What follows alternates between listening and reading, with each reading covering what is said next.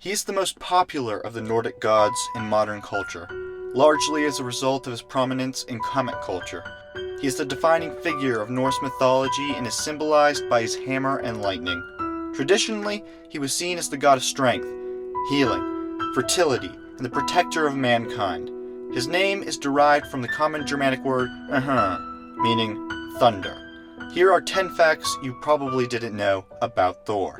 The Christianization of Scandinavia began in the 8th century and continued for 500 years. During this time, Christian missionaries traveled throughout Scandinavia, founding churches and congregations. It is interesting that this process took place during the same centuries that Viking raids reached the peak of their intensity. Anyway, it was during this time that Thor reached the height of his popularity. Emblems of Mjolnir were worn and displayed throughout Scandinavia in defiance of the onslaught of Christian culture. Thor is commonly depicted in popular culture as a tall, blonde-haired man. This is largely a result of Marvel's depiction of Thor in their comic books and the sexy physique of Chris Hemsworth. However, according to the Norse sagas, Thor had fiery red hair, a red beard, and a body well acquainted with feasting. The Roman Empire was one of the most influential civilizations of all time. It has become the iconic symbol of classical civilization in Western history due to its numerous contributions to the development of humanity. Even during its own day, Rome's influence spread far outward. The Germanic peoples, Scandinavia included, adopted the Roman calendar, but added a Nordic twist. They renamed Jupiter's Day to Thor's Day, or as we call it, Thursday. Ironically, the Romans believed that the Germanic gods were simply a reflection of Roman gods with different names. The earliest records of Thor, written by Roman historians, suggest that he was Jupiter. Other works concluded that Thor was Hercules or Mars, the Roman gods of strength and war. This misconception continued into the 11th century when historian Adam of Bremen remarked, "Thor, with his mace, looks like Jupiter." The Poetic Edda is one of the most complete Nordic texts. It recounts Norse mythology. The interesting fact here is that much of the storyline focuses on Thor. In fact, the end of the world is brought about by Thor's death by the venom of the serpent Jormungandr. According to the text, "Then comes the mighty son of Hlodin.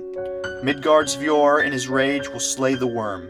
9 feet will go Fjord's son, bowed by the serpent who feared no foe. All men will their homes forsake." Thor slays the monstrous snake, but only survives long enough to take 9 steps. Immediately afterwards, the stars disappear and fire engulfs the world. This scene is known in Germanic mythology as Ragnarok. The Germanic tribes were heavily influenced by the Romans, who were influenced heavily by the Greeks. The Prose Edda, another influential text recounting Norse mythology, suggests that Thor was Prince of Troy, the Greek city from the Iliad. Troy was located in modern-day Turkey. In Norse mythology, Thor was part of a group of beings known as the Aesir.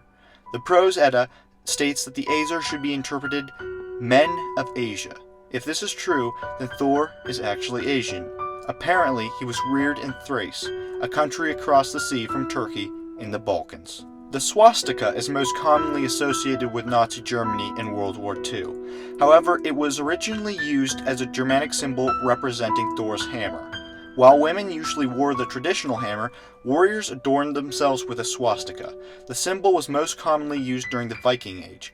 Perhaps this is the reason that Hitler chose the symbol to represent the Third Reich.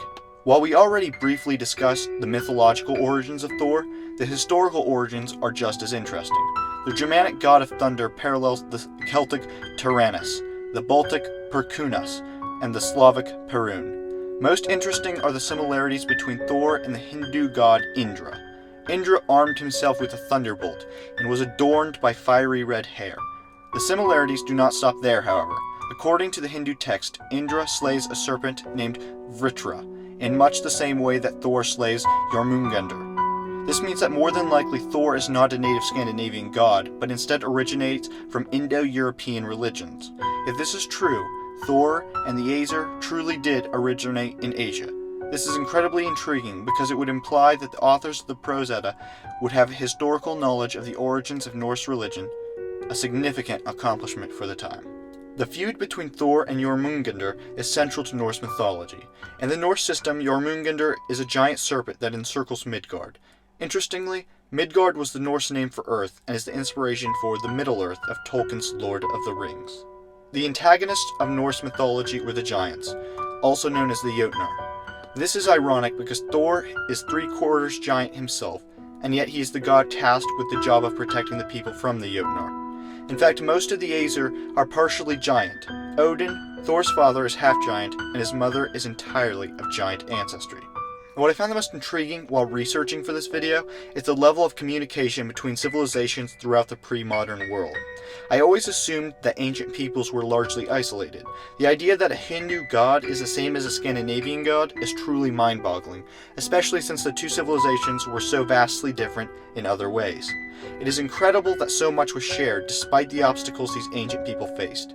Please subscribe for more videos and share the love by hitting that like button and comment.